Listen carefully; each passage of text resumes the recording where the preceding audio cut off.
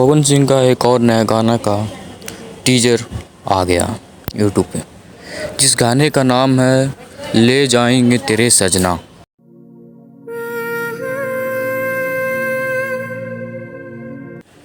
जो 20 नवंबर को रिलीज होगा। देखिए कैसा है गाना।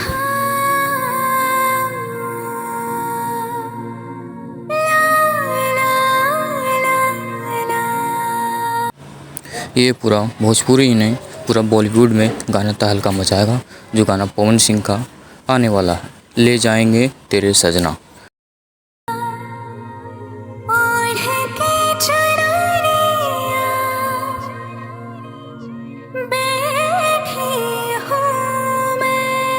ये गाना देखते ही मतलब पवन सिंह का क्या लुक दिया है, क्या मतलब स्टाइल है, गाने का क्वालिटी भी बस है।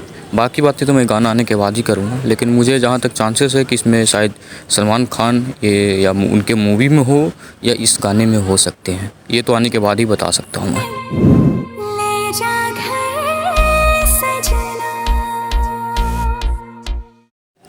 इसी तरह के अपडेट पाने के लिए मेरे चैनल को सब्सक्राइब करें, लाइक करें और शेयर करें। बाकी बात गाना आने के बाद करते हैं।